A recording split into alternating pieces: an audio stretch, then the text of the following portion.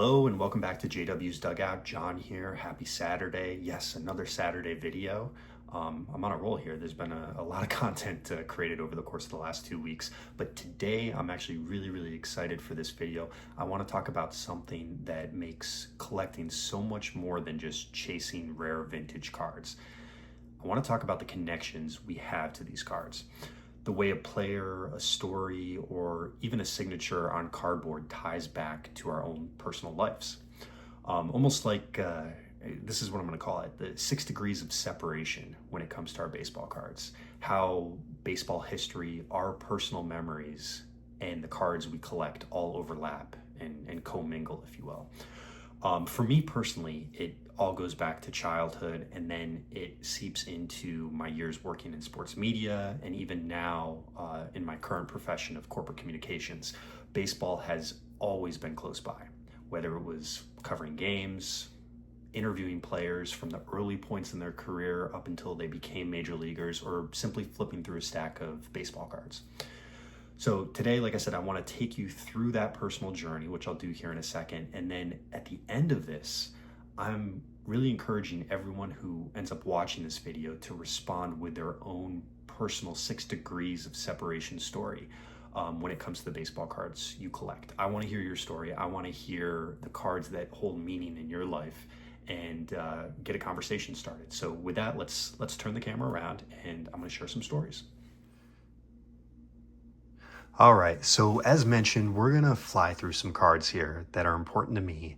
And in the process, we're gonna tell a bit of my story through cardboard in rapid fire. We're gonna start off with 2 guys that are really important to me. Actually, 4 guys that are really important to me, and that is Joe Simpson.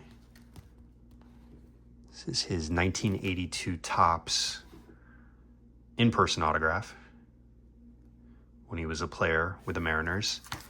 And Don Sutton, this is his, of course, 2001 Upper Deck Hall of Famers jersey auto. And then also, we're going to show off this very quickly. This is, I've showed this in past videos. This is Chop Talk magazine.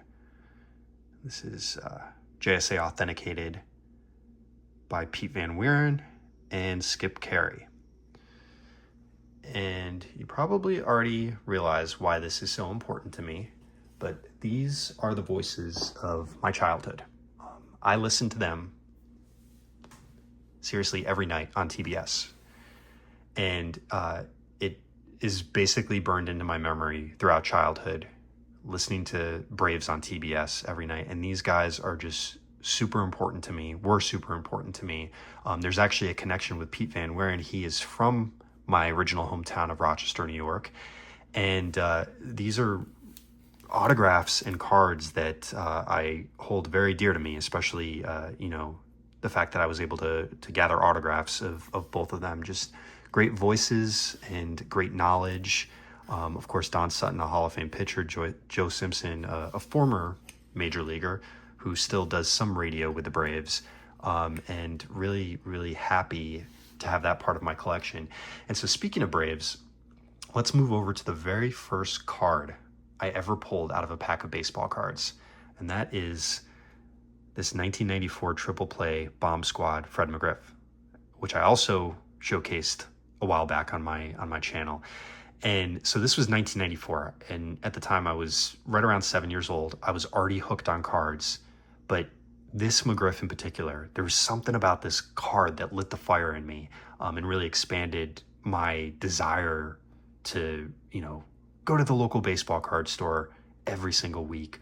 I was part of a bowling league at that time. My family has a lot of history in bowling, and along with playing baseball, I would bowl in a league every week. And there was a baseball card show that was held once a month in our local bowling alley, and I would make sure to go there. And I can remember the smells and the sounds and picking up packs of 1994 Topps, and I loved every bit of it. And so this card, the Crime Dog, wonderful career, one of my all-time favorite players, hit nearly 500 home runs. This is the card that marks the moment the hobby truly grabbed hold of me. All right. So let's shift over, sticking with my Rochester roots. we're going to go over to Johnny Antonelli. And I've talked about Johnny Antonelli before on this channel. And I've got a couple of his cards that I want to showcase. We've got the 1950 Bowman, the 1954 Topps, the 1961 Topps, and probably my favorite, this is the 1955 Redman. And he is just a legend in my hometown. Antonelli was a 6-time All-Star and the ace of the 1954 Giants when they won it all. But for me, what his cards represent are hometown pride. Like I said, he grew up in Rochester, just like me, and later ran a tire business after hanging up his spikes. And around Rochester, he's since passed away, but he is recognized as, a guy from our town who made it big. And the same can be said for Joe Altobelli. And some of you guys might remember Joe's name. This is his 1984 Topps autographed. Of course, in-person autograph. And this is really special to me. Altobelli wasn't just the manager who led the Orioles to a World Series title in '83. He was Rochester through and through. He played a little in the majors. He spent decades managing and broadcasting. Rochester Red Wings legend. And he stayed a beloved figure back home until he passed away in 2021. And holding this card with his auto on it definitely feels like holding a piece of local history. All right, let's keep things going. I'm going to move some of these out of the way. This video might be a little bit on the longer side, but stick with me. There's some interesting stories here. All right, so of course, some names I would say transcend geography, and Cal Ripken Jr. is one of those names. The Iron Man, 2 MVPs, over 3,000 hits, and of course, the 2,632 consecutive games. This is his 2023 Topps Minors card. And, yes, it's a bit of a modern card, but I love how it reconnects to the past. This is him on the Rochester Red Wings. This is before he became who he became. And this connects me back to when, I would hear stories of him going to Red Wings games. And, he spent a season with the Red Wings, a couple seasons. And 1981, the stats here, 288 average, 23 homers, 75 RBIs. Got a couple other. There's his Transcendent auto, and then this is his 1/1 auto that I got for my last anniversary. I think I showcased a couple videos ago. And so these cards just really kind of connect me to Ripken's, playing days, and it kind of bridges childhood memories and the way he's continued to give back to the game through youth programs. So I love what it represents. All right, so let's shift for a second. Not every card tells the story of a Hall of Famer, though. I want you to take Cito Culver, for instance. I know a lot of you guys are saying, who's Cito Culver? Great question. Cito was a first-round pick by the New York Yankees in 2010. He was out of Rochester. Played high school baseball at Irondequoit High School, a suburb of Rochester, right next to my hometown of Webster, which is, again, another suburb of Rochester, maybe 10 to 15 minutes from downtown. He was drafted to become the next Derek Jeter. Jeter wound down his career, and the Yankees were looking for another person to kind of take the reins of shortstop.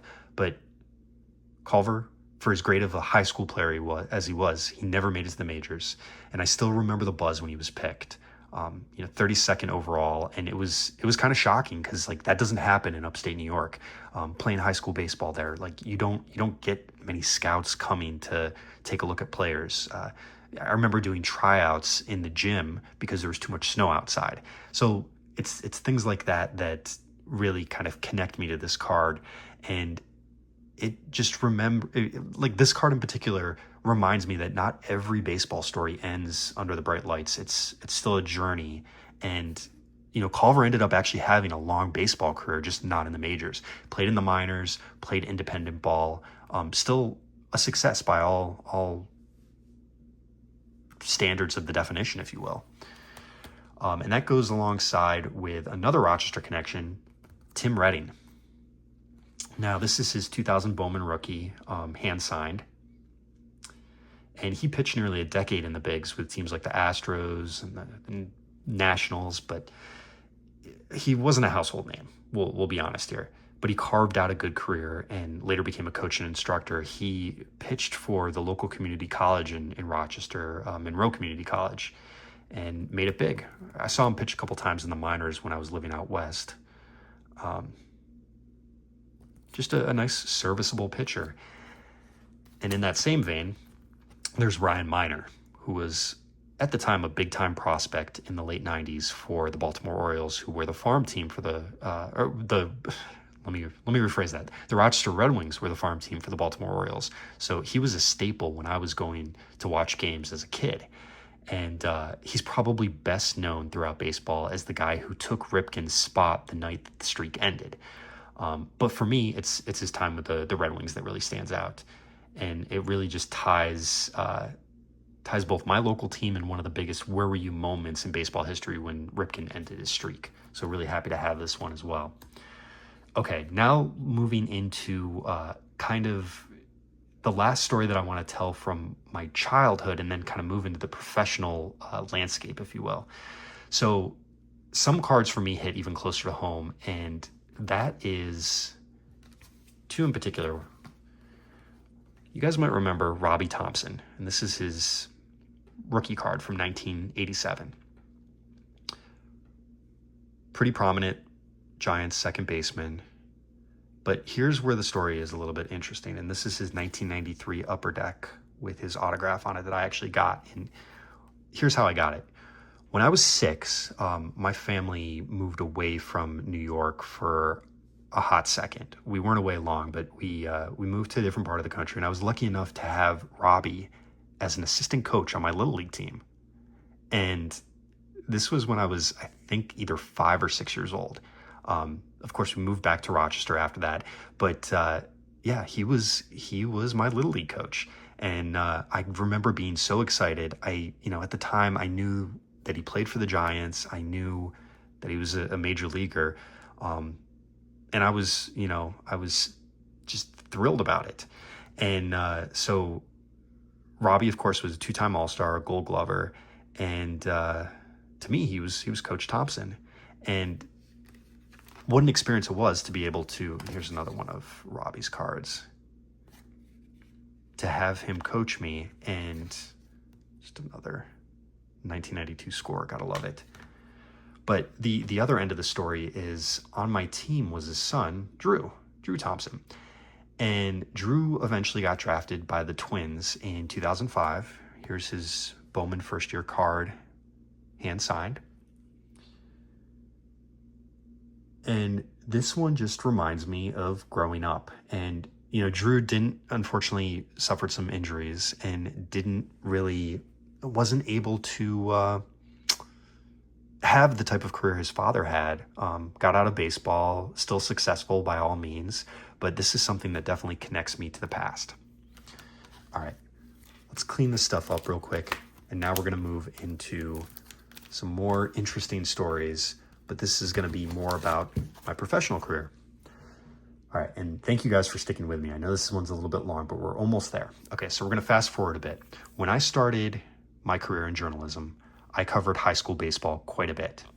And out of college, I got an internship with the Las Vegas Review-Journal, pretty prominent newspaper in Southern Nevada. And that meant that I got an early look at some of the best baseball players in the country. And I mean, it was heaven on earth for me. And two of those guys that I was lucky enough to cover was one, Bryce Harper. This is his Transcendent card out of 25. This is 2018 Transcendent. And the other guy was Kris Bryant. This is his Bowman first. Covered both of them before they became stars. And I still remember watching Harper as a teenager at Las Vegas High School. And this was around the time that the Sports Illustrated cover story came out. And he was already hitting balls that, just didn't seem possible at all. He was hitting them across the street. And then Bryant, under the same kind of conditions at Bonanza High School, was just an amazing player to see. Obviously, he became Rookie of the Year and MVP, helped the Cubs end their 108-year World Series title drought. And today when I hold a Harper or Bryant card, it's, Bryant's career obviously is derailed. Harper is on track to become a Hall of Famer. It's not just about their accolades, though. It takes me right back to those fields in Nevada, sitting in the bleachers, keeping my own score, heading back to the newspaper, writing on deadline, the excitement, the thrill, the adrenaline that all of that takes, and conducting interviews and whatnot. And I've been incredibly fortunate, even though I'm technically out of journalism as far as a full-time position. I'm in corporate communications now, but having the opportunity and being blessed enough to cover some of the greatest high school baseball players in the country and spend over a decade in journalism, these are the memories that I hold close, and I'm really happy to be able to showcase these on cards. All right, so continuing with a little bit of my professional career, and I ended up moving to cover high school sports and local area colleges in Southern California, writing for a number of different newspapers there. I was able to cross paths with other players who, may not necessarily be household names, but still have a lot of meaning to me. And three guys in particular that I covered who were excellent, both high school baseball players and local junior college and university baseball players. And that is one, Colby Allard, who pitched for the Braves, Lucas Herbert, and Nick Vincent. These guys stick out to me because they were workhorses, especially Allard and Vincent. Allard had a ton of hype, and then Herbert was a fantastic catcher who could have gone on to play at UCLA but decided to sign with the Braves. And Allard, he's bounced around a bit. He went from the Braves to the Rangers to the Phillies. He was on for a little bit. He was on Cleveland, I think still on Cleveland at the moment. And he's stuck it out in the minors. And, Herbert, his career didn't really pan out. Was in the minors for a bit with the Braves, has played an independent ball. And then Vincent, probably the most successful of the three. He had a very, very solid career, 9 years as a reliever, 3.30 ERA, really prominent roles on some of those Padres teams and Mariners teams in the 2010s. And these cards just remind me the game isn't just about, the big time stars like Bryce Harper. I had a chance to cover all these guys, to interview them, to really learn their stories. And these were guys chasing the dream, and some who still are chasing the dream. So these are three pieces of cardboard that I really connect with. All right, we're going to wrap it up. I could be here all day pulling out cards that I have some sort of connection to, but the last one that I want to really highlight, and it's two cards in an autographed baseball, is Ron Kittle. And some of you guys might remember Ron Kittle from the 1980 Chicago White Sox team, the winning Dirty, and that is his 1983 Topps rookie card. And Ron Kittle, enormous power in the minors, and in the majors for, as relatively short as his career was. He played in the majors for about 10 years, but that's his rookie card. I have his baseball autographed with the American League Rookie of the Year inscription. He had 35 home runs with the White Sox during his rookie season. Played for the Orioles, bounced around a little bit because injuries really kind of derailed things for him. But for me, the connection to these cards and this baseball is incredibly personal. In 2016, while I was working for a magazine publisher in New York City, I had the opportunity to organize a Harley Davidson event for one of our magazines. Our publisher owned over 50 magazines, and one of them was power sports related, motorcycles related. And while I was working, on the marketing and communication side of things, I got to organize this event that basically we connected with Harley Davidson. They were able to provide us with motorcycles. We selected readers of the magazine to tour the country between the Northeast and the Midwest, going from stadium to stadium on these new model Harleys with a professional baseball player. I, conducted a search trying to find somebody who was a past player, who had interest in motorcycles, and we connected with Mr. Ron Kittle. He's a big motorcycle guy. I'm not necessarily a huge motorcycle guy. Like I can appreciate them, but I love the aspect that I was able to blend baseball with my current position. So I connected with him, and we, you know, took care of all the logistics of this tour of, we started at Fenway Park, went to Yankee Stadium, we went to Chicago, Wrigley Field, Camden Yards, just kind of all throughout the Northeast and Midwest. I interviewed him, we filmed content, I wrote promos, and we just got to hang out at the ballpark with a major league player, all of these readers who appreciate not only baseball, but motorcycles. And it was just an amazing, amazing experience. And this rookie card reminds me of those stories, those conversations, and even really the friendship that we built. I'll share a photo here of Mr. Kittle and myself. And, we still interact every now and again. And it's things like that that just connect you and make the sport of baseball so great. And that's the magic of collecting as well. It's not just about the condition, the scarcity, or the value of a card. It's really about the connections that you make. And every autograph, every rookie card, every faded piece of cardboard has a story. And often those stories link back to your own personal stories. So with that, I truly, truly thank you guys for sticking it out with me. I know this has been a long video. Thank you for stopping by the dugout. Give the video a like, drop a comment, let me know, which cards directly link to your past. I'm interested to hear more, and I actually challenge you to make a similar response video. And then also just a reminder, if you haven't stayed tuned to the podcast that I put together, More Than It Seems, that released earlier this week, episode 3. Make sure to give it a listen. Check back at some of the other content that I've created earlier this week, and we will catch you guys next time. I hope you guys have a great weekend. Thanks.